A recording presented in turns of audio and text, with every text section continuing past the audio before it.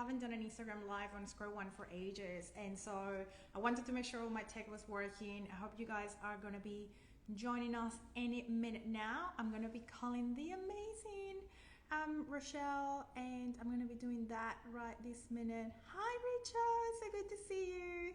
Okay, let's do this.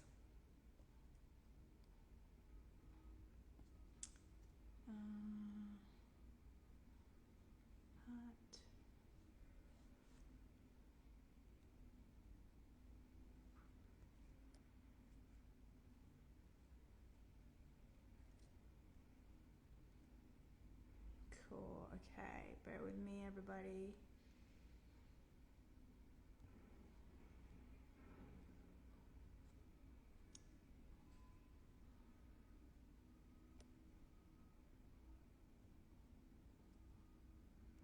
Okay, Rochelle, if you hear me, oh, yeah, you go, view. Yeah, there you go. There you go. We're doing this, everybody. Okay, cool.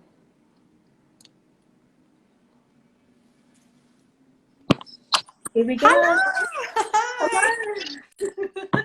I had a mild freak out. I was like, I can't work this out. We did it. We did it. How are you? I'm really well, thanks. How are you? I'm good. Glad it's Friday. So yeah, so pumped. Yes. Yeah. Too. Yeah. I know. So I've got, because my tripod, anyway, you guys, I'll probably put a photo later. I've got pillows and things underneath my tripod to hold straight because the technology is what it is sometimes. Yes. But I'm so pumped that you're joining us today, Rochelle, for this chat that we kind of impromptu created earlier in the week when I saw that you were doing your awesome Slow Life coaching program. So I thought, why not to expose the Square One community and tell them all the things that you do, because it's super valuable to kind of tell them a little bit more about slow living and the benefits and how it can really help them. Hello, Curious Mama. Oh, someone joined. Awesome. Hi. Cool. So should we get started? Yes, let's do that. Okay, Let's do cool. it. Yeah. Okay, so we were having a little chat yesterday about, I was really keen for you to give us a little bit more of your story about slow living, because I can see that you've been on a journey of your own for many years. So tell me a little bit more about it, how this all slow living sort of lifestyle started in your own life. So I think originally slow living became a thing that out of necessity, because I was a country girl, and I moved to the city to go to university, and I was at university working full time and really, really struggling and not being able to understand, like, why can't I find the time to catch up with my friends and to have a social life? And what I really realized is that it is impossible to stretch yourself so thin without burning out. You can't work full time, study full time, and have a full social life. So that's what I really learned about. I started off with like minimalism and decluttering, and then I realized like this actually works really well for your diary and learning how to say no and set boundaries. I really, really struggled with a lot of FOMO and like missing out on a lot of stuff. So I had to really get to work on personal development around that as well. So that's where it started. Yeah, and it's I think once the kids came along and I realized to be the kind of mum that I want to be and to have the career, fulfillment that I want, I really need to figure out what my priorities are so that I don't get stuck in doing busy stuff without, knowing why I'm doing it. Yeah, no, for sure. And I can see that, moms, we're busy, we're busy human beings, and like I can totally relate to that FOMO as well. Like I've always had that major FOMO, especially probably in my 20s and until mid 30s, where I felt that if I wasn't part of something and if I wasn't doing something, I will feel terrible, and that fear of missing out was such a big thing, and it's just such a thing that we have to learn to not do, which really comes down to those boundaries, right? And we were talking about that. So so you started this slow living sort of out of decluttering and maybe prioritizing and deprioritizing. So for someone who has not much of an idea about slow living, what's slow living? Like, how would you describe a slow living to someone who's never heard of it? So my favorite quote comes from Carl Honore. He's a really, he talks a lot about slow living, and he says, a lot of people think slow living is doing nothing or being lazy, but slow living is actually all about doing the right things at the right time and savoring the days and the hours and savoring your time rather than just counting the minutes. It's all about doing things at the right speed and letting your life unfold in the timing that's right for you, rather than rushing or feeling that fear of like, I've got to get things done, I've got to tick things off. And it's about prioritizing rest and recognizing the value of rest and downtime. And yeah, it's all about doing things through quality and not just quantity. That's so there's so much to it. yeah. No, it's like we could just be peeling the onion here, like go so many levels deeper. So, because obviously we came across. Oh, hi, Amiel. Hi, you joined. Hello, so good to see you, Amiel. Thank you for joining. So good. Amiel was working with us for Square One, so I'm always very excited to just see. So I wanted to ask, because as you know, and this is how you and I connected, was that I think especially during COVID, where surprisingly I realized that I very much enjoy a slower lifestyle, that we didn't have to commute to work, we all were doing things at home. And my husband and I talk about this kind of slow, we call it something, we said, slow living, but from that perspective, it's like, this is good, like we just slow down home and all of that stuff. But I could also see that could come with a lot of stress, because we had the kids at home, we had to homeschool the kids, and we had work on the side, like happening simultaneously. And that was, for me, one of the most stressful moments that I've experienced recently. And I just kind of want to probably just have a bit of a chat about that, because obviously we're in Brisbane. For everyone who doesn't know where we are, hi girls, I see you, Mandy, hello.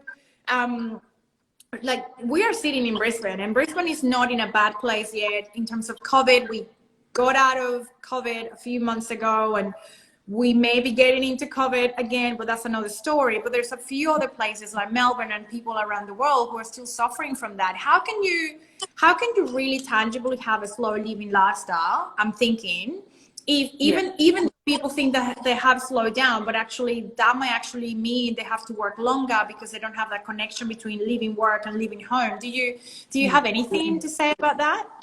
Yeah, I do. And obviously everybody's scenario is different. If you're at home working and you've got the ability to work from home, that's almost a privilege. Like frontline health workers don't have that necessarily. So every situation is different. And if you've got kids at home, like in one way, if they're younger, it's better if they're not at school, because you don't have to worry about the homeschooling side. But what I find is it's really about having boundaries around, this is work time, this is where I work, I shut the door. I've got an office where you can shut the door. So you've got that boundary, and allowing yourself to have breaks. But also, if you've got kids at home, I think, and you're trying to work, I think it's actually a really nice way of finding your own rhythm as a family.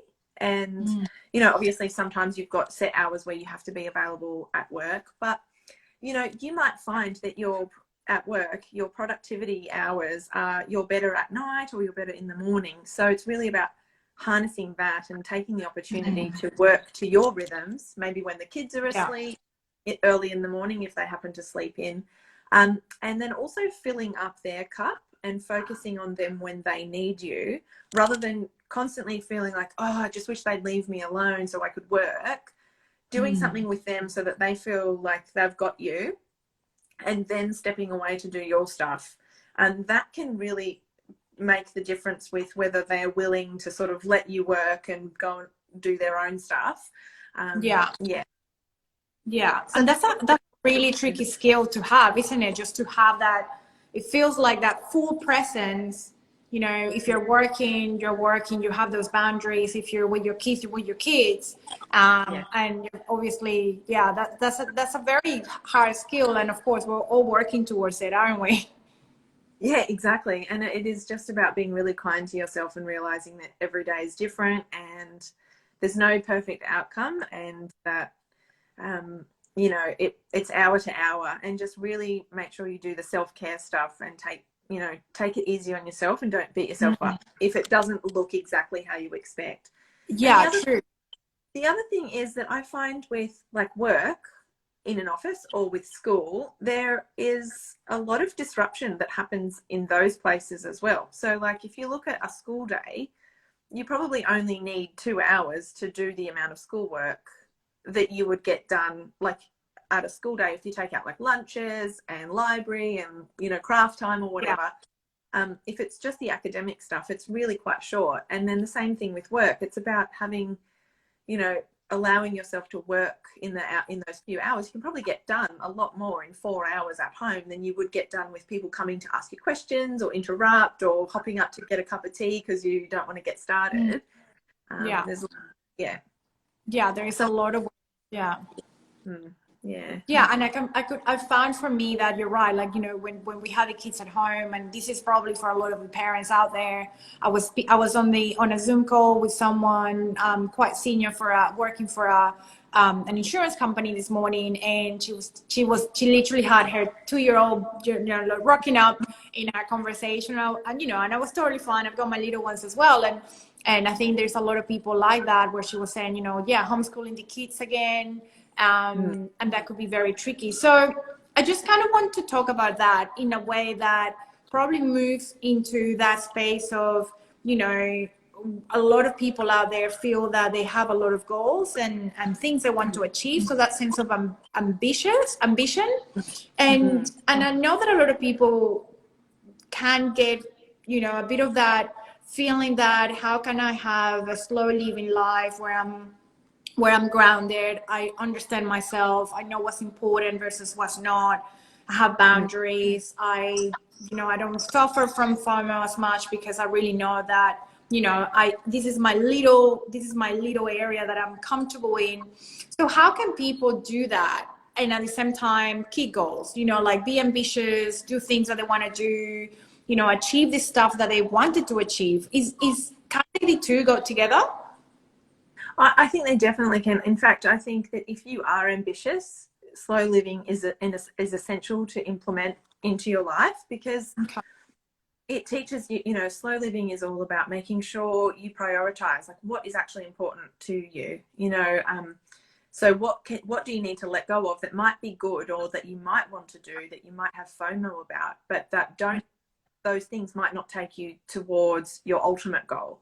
So if you look at, like, my favorite example is Warren Buffett being one of the most successful investors of all time. You know, he lives in a tiny little 3-bedroom house that he's lived in with his wife for like 50 years or something in a normal suburb. He does not live an extravagant lifestyle by any stretch. And he has his routines and he has found his way of fulfillment, and he doesn't need all of that external stuff. He's just very focused on what he wants to achieve. And I think that is, you know, if you think about the best leaders and the best people in their industry, they're so focused and they don't get distracted with all the shiny objects. You know, they know how to delegate the things that they're not good at. Whether that means that as a mum, you need to get a cleaner into your home to help you with that so that you can stop worrying about that and all that mental clutter that clouds you. There's so much with slow living that can really improve your ability to be ambitious and to achieve those big goals. Yeah. But also look at the why behind those goals as well. You know, what is it that you want to achieve those goals for? Is it for internal fulfillment, or is there some sort of external validation that maybe you could if you really look deeply into it, you could recalibrate and find a new goal that would actually give you much more fulfillment overall? Yeah, for sure. And I agree, because, you know, I have a very busy lifestyle where yes. I'm working nonstop, and a lot of people who come very close to my life, they know that I hardly stop, but I do stop for what's important, and I've made conscious time for that. You know, a couple of years ago, and I was telling you a little bit about this yesterday when we were chatting, was probably about 2.5 years ago, I kind of came to this moment in my life where I was feeling really burnout, and I was also kind of feeling really stressed out and not feeling myself. I was being horrible to my kids. I was being horrible to my husband. I was very, very short. You know when you just like, you snap at people like that and you're like, whoa, where did that come from? Yes. And I started looking after myself more than I used to. You know, I started this whole routine of waking up at 4 a.m. in the morning, and people out there that I'd say this as like, you're insane. It's like, no, this is my life. I wake up at 4 a.m. in the morning. I meditate, I journal, I exercise, I drink water or celery juice or lemon water, whatever it is that morning. And I focus on myself. And I realized that the moment I was doing that was the moment my cup was fuller. You know, my cup was in a good place. I felt like a better mom, a better founder, a better wife, a better ally, and that really helped me. But it's really hard to almost like you're in that roller coaster of chaos, and if something doesn't hit you so hard that you're like, what am I doing? You might just continue on that cycle. So how can someone with this sort of lifestyle, what kind of structure, and I know you talked about the 4 pillars of slow living, what kind of a structure you can incorporate into your life to really start talking about slow living, implementing a slow living? And I think you had something around a bit of a pillar structure that you've been working on. Yeah, so I have identified kind of like 4 pillars of slow living. You know, I've done a lot of reading and research, and I realized that there's sort of 4 main areas, and they sort of build on each other. So the first thing is to figure out how to do less. So that's all about like knowing what your priorities are, knowing what your boundaries are. And for, you know, this particularly relates to mums, because, you know, we need to advocate for our kids as well. It's especially like learning how to say no to things. So easy to add so much to your diary with like extracurricular activities for the kids and things like that, and birthday parties, and man, all of the things. So learning how to do less, like, and also learning how to delegate and to share the mental load of domestic life equally among your household, and disconnecting from that feeling like it has to be you, or that if you can't do it all, then you're failing somehow, because it's really important. Particularly when you talk about feeling really snappy and feeling like you're nagging at everybody because you're feeling that resentment because you're burdened with all of that you've got to do before you can get started on the things that really matter. And I think that's where resentment can come in. So learning how to do less, and learning how to not let what you don't do mean something about you in terms of failure. And then when you can learn how to do less, then you can figure out also how to need less, which means living within your means. So like, you know, not getting everything on credit, you know, learning how to pay off debt, and like really just almost like, I guess, a budget. I guess you would say it would be budgeting, but also to understand how you're influenced by marketing and by what other people have, and keeping up with the Joneses, and realizing that that's not the stuff that makes you happy. That's not the stuff that makes you fulfilled. It's knowing what you want and being the influencer in your life. So, you know, recognizing, okay, I'm making this decision or purchasing this thing because that person has it, or, you know, I feel like it's going to improve my life in some way. And have a look. And also when it comes to mums, have a look at the things you're buying and what they represent. So I know for me, when coronavirus started, I went out and bought all the craft things because I wanted same. I remember going to the shop. It's like, I must buy every single craft thing I can find to entertain my kids. Exactly.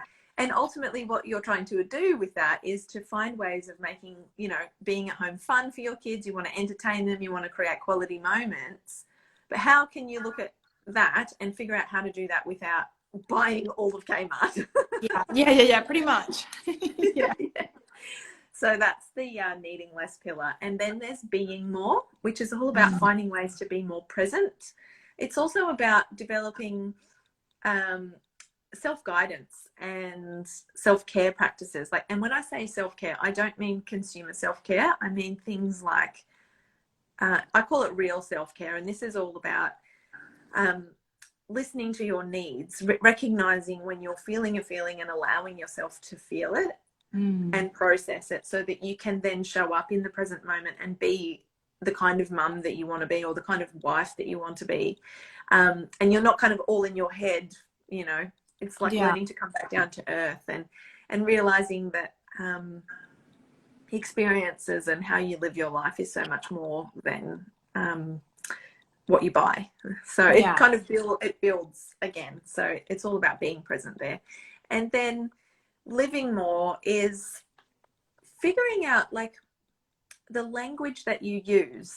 So when you describe yourself as busy, or that you're hustling, or that you feel stuck in life, those words have a massive impact on you, whether you realize it or not, especially when you're speaking unconsciously. So it's learning to like not use those words, figuring out a new way of describing yourself and describing your life, so that you can create that new life and live more through, and that's why it's called Live More, through making time like work for you and giving yourself permission to do it your way. So when you've learned how to do less and need less, you start to disconnect from that training that we have, that life should look like a box of, a list of boxes ticked, and instead create your own list and tick those boxes. But we really do need to give ourselves permission to do things differently. So that's what that pillar is all about. And that's why we sort of start small and build, you know, almost like in a Maslow's hierarchy of needs way. Building that muscle. It feels like a slow living workout, doesn't it? Like you're like slowly, you're like, I'm going to train myself on this, and I'm going to slowly figure out. Yeah, like I can feel that as you're talking about the pillars, like, you know, you said doing less, you know, being more aware of what's important versus what's not, living more, you know, it's a lot. It's a lot of heavy lifting mentally, but it's needed. Like it's almost, I can see how a lot of people who are the busiest might actually go, this isn't for me because I can't deal with this. But it's actually when you need it the most, you know, it's almost like when we're the most stressed out and in the most chaos, that it's like, that's the moment you need to slow down the most. And I know you talk a lot about experimenting and just taking what works and implementing it into your life. And and that's why you think about slow living as this whole new lifestyle, which would be like the fourth pillar. But it is possible to implement if you start from the beginning. You know, you look at someone who's lived slow and you think, oh, okay, well, I couldn't do that but they've done all this other work. So it's kind of like the highlight reel in a sense. So you have to start from the start. Exactly. But I can also see, you know, it's like anything, you know, you have, if you want to do yoga, you have the very traditional yogis that like, you know, in that spectrum of like stereotypical, and then you have the other end, which might be very different. And so I can see that within a slow living, you would have that spectrum of different people and different slow living lifestyles. Some people might live in the middle of nowhere with no technology, you know, literally growing their own food. And there will be people living in the city, yet implementing and slow living into their life. So I think that's the beauty of it. It's almost like the moment that you understand yourself and the moment that you kind of go, okay, this is what's important to me, regardless of where I'm at. This is me right now. And then you can probably start thinking, it's like, actually, I want to live slow living in the middle of suburbia, or I want to live slow living and still being in a very high senior role for this organization. You know, I think that's what's important. I think some people that I've spoken to, they think slow living is like, just be chill and life is good and everything you do slowly in a way, you're like, no, it's not quite that. It's just being mindful and very conscious of that every decision that you're making is made consciously and slowly, you know, slowly in the sense that you're pausing, reflecting, being aware of that, how it makes you feel, right? Like that's a big thing. Yeah, exactly. Like taking the time to go, instead of just being reactive and being busy and overwhelmed, it's like, okay, well, what is the next right step? And taking the time to actually look at the bigger picture and instead of slapping a band-aid on, like, find the right solution. Exactly. And like you said, with like the yoga example, and like people think, oh, I can't do yoga because I'm not flexible. yeah. That's not the point. Like, the point is to become flexible, so that's why you do it. Exactly.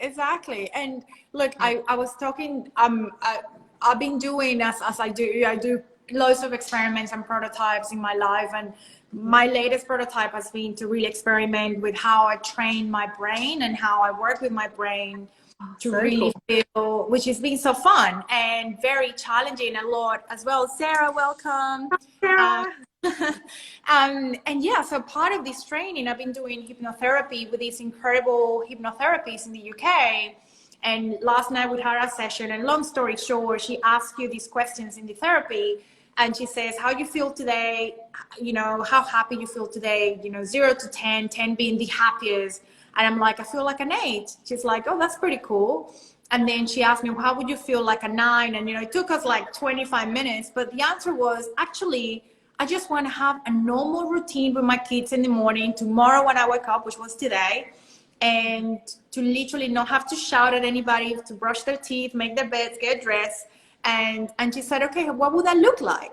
And literally that moment of me talking to her about it was probably 5 minutes, but it gave me that moment of slowly coming to the realization, like, my 9 is not having a glass of wine at 5 o'clock. My 9 wasn't about, doing something fantastic. My 9 was about actually just literally getting my kids to do their tasks in the morning. So I woke up this morning going, this is what we're going to do. I talked to my little ones and said, can you help mommy this morning and daddy this morning?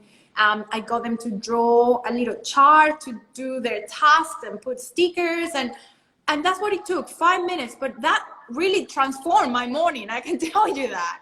And I feel so much better for it. And I think that's what it is, right? Like, that slowly thinking about what's important and what's going to make you happier. So there you go. That was my experience. That's great.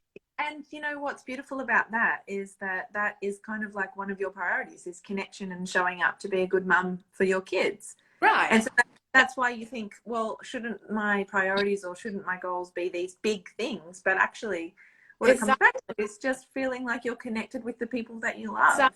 Exactly. They don't have to be huge. I agree. So now I know that we were talking about, and the reason why I wanted you to come to this chat with me is because you're doing your awesome slow living coaching program that is actually rapid. Well, it's gonna, the shopping cart closes at midnight tonight. And when I saw that you were doing it, and I was very sad that I couldn't join, because I'm doing another program, as I do. I'm always doing some sort of personal development. I wanted to expose everyone at square one, because I truly believe in this experiment to be something that we all should try, because number one, it gives you the awareness about yourself, what's important, but it also really allows you to probably feel fulfilled, which is for us, this is our goal. We want people to understand themselves so very well that they're able to start experimenting with different things in their lives. It could be slow living, it could be love and relationship, it could be health and fitness, it could be intelligence, it could be whatever it is, transforming themselves in their career. So I want you to tell us a little bit more about this coaching program. And for those who are listening, we're going to be putting a code for you guys to use by midnight tonight. By midnight tonight. So yeah, tell me more about the coaching program, and then we'll talk about the code in a minute. Okay, yes. So it's called The Slow Life, and the tagline is slow down and show up for everything that matters in your life without the mum guilt or burnout. Nice. So it basically takes you through those 4 pillars that I explained, like learning how to do less, learning how to need less, learning how to be more, and learning how to live more. And it kind of walks you through. So there's 4 modules, 1 per week, and you get access. I think the first one starts Monday, which is pillar 1. And then there's a Q&A with me, and there's a pretty small, it's an intimate group coaching. So there's like less than 10 in there. So we have a Q&A on Zoom where we can talk about each pillar. There's some prep work in there as well, which is all about habits and procrastination and slow living essentials, you know, the basics. And so that's the first 4 weeks. And then there's 2 bonus masterclasses. One is called Make Time Like a Matriarch.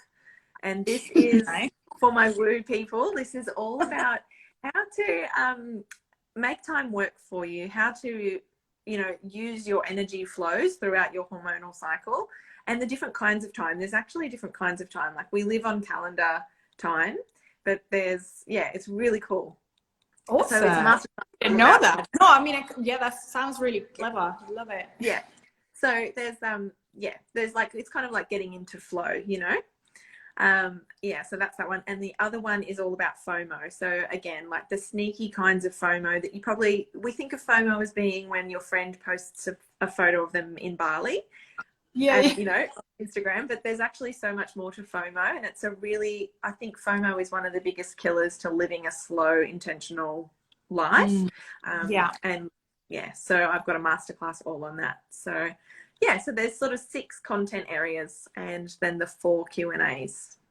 Cool. And, so like yeah, how long is the whole process? Like how long would it take someone the whole process of the course, the coaching program? So 6 weeks. So there's the first 4 pillars and then 1 masterclass each week after that. So 6 weeks. Yeah. So if someone wants to do it and for them to plan their weeks accordingly, how many hours will they need every week to kind of like watch everything, join the calls, you know, all of that stuff?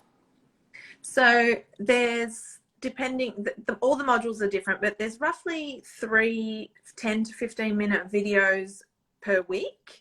Okay. And then a couple of like worksheets, like the first week. Oh, there's also the prep work week, which is already in there, and that's a 30-minute video. And there's a worksheet that you sort of track your habits and in there. So that kind of would take, you know, 5 minutes a day just to jot down how you were feeling and what you were doing, so that you can start to get awareness of your habits and things. So yeah, I would say probably, and then the Q&A is an hour. So I would say 2 hours a week. That's good. Yeah, that's really achievable. That's really good. Yeah, because that's the other thing, you know, sometimes we're like, but I'm too busy. I can't fit it in, you know, and it's like, you probably can. It's just like, it could even be 20-minute chunks throughout your week, right? And then all of a sudden you're like transforming and moving forward and you're like, whoa, you know, which is great. You know, it's a very good feeling at the end of the week when you go, I did it. You know, I didn't think I could, but I did it. That's awesome. Really cool. Okay, and I created the the videos for each pillar, almost like instead of watching TV, you could just sit there and listen. There's slides, so you know you've got it's like just one night a week where you don't watch your show. yeah, exactly. Oh, that's really good. That's really cool. Cool. So you said that it started on Monday, and obviously it's going to be kind of also great because I guess women, or even any men, I suppose, who feels like slow living is a thing, they want to try, they will be mingling with other like-minded individuals who also want to, which is really good. You know, I think a lot of the times we feel like we want to do this, but, you know, but when you're with other people who are on the same boat, you know, that's really nice. So you have that community sort of focus as well. Yeah, absolutely. Because I think when you're making big lifestyle changes or not even big lifestyle changes, whenever you're doing something that's different than what you normally do, it can feel really uncomfortable. So it's really nice to have other people doing it with you so that you can sort of talk about it, because often when you're making changes, it's really hard to talk with people in your day-to-day life about the changes you're making, because you're not really sure about it yet either. Yeah, exactly. You're like, what am I doing? But I think that's the thing, you know, and I talk about this all the time, is that when we jump into what we call in life design, prototyping, which is ultimately experimenting, is really shifting that mindset of, I've got to do this for the rest of my life, or I've got to do this because I said I was going to do it. But it's actually trying to say, I'm going to try this thing and I want to see where that takes me. And that is a shift. It's like you can try anything in life you want to try, just to really confirm that that thing is good or not. And that's when you really start pivoting I went to a CrossFit class one time and I was like, I can do this. I don't have the budget, but you know what I mean? Like some people want to try stuff and they're like, actually, this feels really good. You know, like there's a lot of people that hated the gym, for example, and then started training and doing some mild, very exercise. And all of a sudden they're like freaking athletes running, you know, triathlons and all of that kind of stuff. So I think the message from me, I guess, for everybody is that it's really about trying those little things. In this case, you know, this experiment of slow living is a worthwhile one having. Oh, Michelle just joined, which is okay. Okay, cool. If anybody, if any of you guys and girls have any questions, just put it in the comment. That we're going to be here for a couple of minutes more, making sure that if you got any questions about the coaching program, or any questions about slow living, please shout. Even if you just want to think about how slow living can help you right now, which is a question I wanted to ask. So if for whatever reason, you know, people listening cannot join the program, or they listen to this after the coaching program kicked off, how can they do slow living today, right now? I would say start with pillar one, look at ways to do less. So, and also, you know, schedule in some downtime to do the things that you feel like you never get a chance to do at home. And also rest is a productivity powerhouse. Like take 5 minutes. Like I use the story, I told you the story, like, or the example yesterday of if you were to go for a walk, a 1-day hike through the forest, you wouldn't just walk all day. You would stop and take breaks to have something to eat and rest and re-energize so that you could continue on. You wouldn't make it walking 12 hours nonstop without a break. So it's the same with everyday life. You can't sit at your desk and work without taking a break. So and often you find that you come up with solutions to the things that you can't move forward on in work or whatever. When you are taking a break, which is why we have our best ideas in the shower. It's why we come up with really creative solutions when we're playing with our kids or whatever. So recognizing rest is actually such a powerful thing to do to be productive. True. Can't expect yourself to be doing the same an hour's worth of work in the 12th hour of work without having had a break. Yeah, exactly. Like I found it for me, for example, when which is really bad, for whatever reason the last couple of weeks I haven't felt very much like exercising. So this week I just went to the gym once. I had a sore throat. We've been picked. And ultimately, I guess what I'm trying to say is that those moments where I take time for me to do those things, you know, resting. I take nana naps, you know, for 20 minutes most days. I'm just like, nana naps are the best because I'm like, my brain is foggy. I just sleep for 20 minutes, lunchtime, and then I wake up and then I'm fresh. It is a miracle. It's like transformational. So it is. Okay, so taking time, resting, anything else that you will say we should be trying more at home? Learning how to say no. Being okay with missing out on stuff. Like it's really hard. The hardest no to say is the no to yourself. Yes. You're your worst critic, isn't it? So that's right. And you don't want to miss out on stuff, so you find yourself automatically saying yes. So trying not to do that is really good. I know, it's such a big Mitch Bell, do you want to ask a question, my love? Was it you saying you saying no? I hear you, girl. A couple of years ago I read this awesome book from Sarah Blake, Knightley, on how to what was it? You know, how to say basically that one. I can't read it because on my desk. That's awesome. Fair enough. It's called, I'm guessing that's a swear word. If no. Learn how to say no. Title? It's called Fuck No. Fuck No. And basically the way I work out my no's is that I have a mental budget. And so that mental budget is how many yeses and how many no's I do and I give to stuff. And it's a very kind of intuitive sort of process that I follow where I'm like, is that a yes, is that a no? and I love how Brene Brown also talks about this when someone comes to you and asks you, you know, can you come help me on a Saturday night to, you know, do this at my home, knowing that you're just gonna then not be able to chill and rest at your own home. She kind of goes, I have 3 seconds to know if I'm gonna hurt that person, like actually that person will resent me from saying no, or if I actually really want to do it. So, you know, sometimes it's probably better just to, you know, say no and know that that person might be a bit resentful, but you know, you're in a better place. We have a question from Mandy. Would it be worthwhile doing the course with my husband? Ooh, I love that idea. Yeah, I mean, definitely the content is applicable.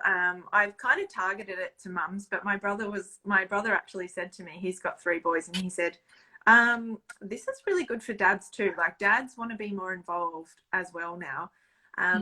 Or not now, but, you know, dads want to be, you know, getting the slow living vibes as well. So, and we do talk a lot about sharing the mental load of domestic life so that you can both have, you know, if you've got a partner, you can both do the things that give your life meaning rather than just feeling like you're burdened by, I call it being a martyr. Yeah. So, yeah, definitely you could just, buy it once and then and watch the videos with him, and you do get lifetime access. So the content will always be there once, you know, we finish, and I'll be running it again, you know, so each time we welcome new people, you can go through it live again with us and get access to the Q&A. So, yeah. That's really cool. I found that I'm doing a course with my husband right now, and it's funny to get into that momentum, but we get together and then you kind of discuss things together, which kind of is about us as an individual, but also how that impacts our family. And so that is really good to kind of even like, just say, hey, this is what I'm thinking, and this is going to impact us. So just FYI, or let's talk about it, you know, like that's really important. Because then at least in your case, Mandy, you know, like you might just want your husband to completely get everything that you're thinking or wanting to do, and, you know, kind of like be on board with those changes. Cool. So I like to share the code, and you got the code for us, my dear. What is the code? It's live slow, all one word, lowercase, LIVESLOW, live slow. And that will give you $100 off. So it's normally $347. So it'll bring it down to $247. Cool. All right. I'll just put it in the comments here, live slow. And we are also going to put here in the comments, Rachelle, maybe if you got the link, if not, I'll try to put it, just a link to your program, and making sure that you guys can access it. It's going to close at midnight tonight, correct? Yeah, it closes at midnight tonight. Cool. Beautiful. Awesome. So it's $100 off. So it will come down to how much? $247. That's pretty good. Pretty good. $247 instead of $347. And also, if you join, we haven't published it out there yet because I've been quite, I don't know, I just being quite protective of it. But I wanted to put it out in the world where we do a lot of live design strategy jams, that we call them. So I get together with an individual for a couple of hours, and then before that we do a bit of prep work. We do 2 hours of really kind of strategizing, you know, what's happening in their lives, kind of going to that diverge converge about really what you were talking, Rachelle, about understanding the things that are important versus what they're not important, but really from a life perspective. It could be life and it could be career, it could be the two combined, or them by themselves. And then from there, really start coming up with the strategies that they can really action right away. And just because, you know, we're really wanting always to provide the best experience, we then follow up with everybody and just make sure that they're tackling their plans and actions. So we would have loads of sessions. So for that session, which is normally, I think, $350, it will come down to $250, so $100 off as well for that. So, and then thank you. You got the link in here, which is super cool. Rachelle, thank you so much for taking the time, and this has been so good, I guess, for me. You know, personally, how I've been, you know, also overwhelmed, I guess, over the last few months, and I sent you that little message a while back, and how your content, your passion, and a lot of the things that you do about slow living have really helped me personally. So I just want to make sure that other people knew about it, and, you know, they could benefit as well from your experience. Yeah, thank you so much. I really appreciate you inviting me on to share the slow living philosophy. Yeah, no, my pleasure. Yeah, My I really. pleasure. No, Bye. thank you. Thank you for joining us. Alrighty, well, everybody, just we'll get the link. I think anybody missed this, and we'll be obviously, yeah. Sorry if you gotta buy it before midnight tonight, but if not, just check Rachelle's How to Live Slow Instagram account, because it's full of a lot of videos and tips and stuff. If for whatever reason you can join the program right away. Yeah, I'd love to welcome you in. And if you've got any questions, yeah, just DM me. I'm happy to help. Easy. Awesome. Awesome. Thank you so much, everybody. Have a great Friday, Thursday night, whatever you are in the world. And have an awesome weekend. Bye. Bye. Cheers. Bye. Bye. Bye.